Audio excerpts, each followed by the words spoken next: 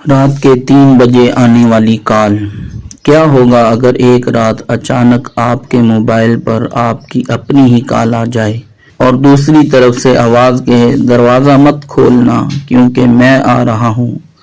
آج کی یہ کہانی کمزور دل والے آخر تک نہ دیکھیں۔ کراچی کے ایک خاموش علاقے میں علی نام کا ایک لڑکا اکیلا رہتا تھا۔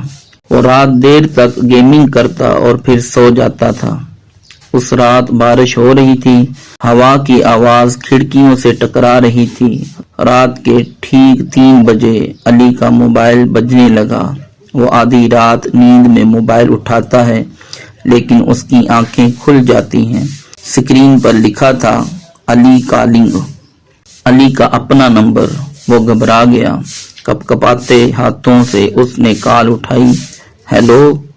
چند سیکنڈ خاموشی رہی، پھر دوسری طرف سے بھاری سانسوں کی آواز آئی اور پھر علی دروازہ مت کھولنا۔ علی چونک گیا۔ کون ہو تم؟ آواز نے کہا، میرے پاس وقت کم ہے، وہ چیز تمہارے گھر کے باہر پہنچ چکی ہے۔ اچانک کال کٹ گئی۔ اسی لمحے ٹھک ٹھک ٹھک دروازے پر دستک ہوئی۔ علی پسینے میں بھیگ گیا۔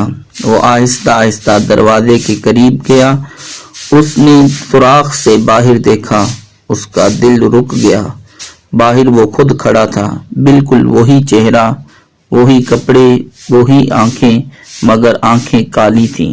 پیچھے ہٹ گیا۔ اچانک باہر کھڑا وہ دوسرا علی مسکرانے لگا۔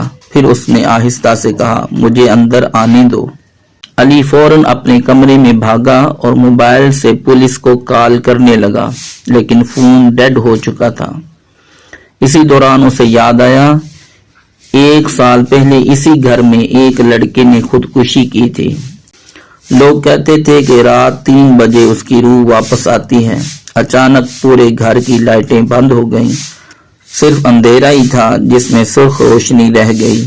پھر اسے اپنے پیچھے کسی کے سانس لینے کی آواز آئی۔ علی آہستہ سے مڑا۔ سامنے وہی دوسرا علی کھڑا تھا۔ اس کے چہرے پہ خوفناک مسکراہٹ تھی۔ تم نے دروازہ دیکھ لیا؟ اب تم بچ نہیں سکتے۔ اچانک سکرین بلاک ہو جاتی ہے اور اندھیرا چھا جاتا ہے۔ صرف علی کی چیخ سنائی دیتی ہے۔ اگلی صبح پولیس کو گھر خالی ملا، صرف ایک موبائل بیڈ پر پڑا تھا اور اس موبائل پر ایک نئی کال آ رہی تھی۔ اگر آپ کے ساتھ ایسا ہو تو کیا آپ کال اٹھائیں گے؟ کمنٹ میں ضرور بتائیں اور ایسی مزید خوفناک کہانیوں کے لیے چینل کو سبسکرائب کریں۔ شکریہ۔ اور یہ بھی یاد رکھیں، یہ فرضی کہانی ہے، حقیقت کا اس سے کوئی تعلق نہیں۔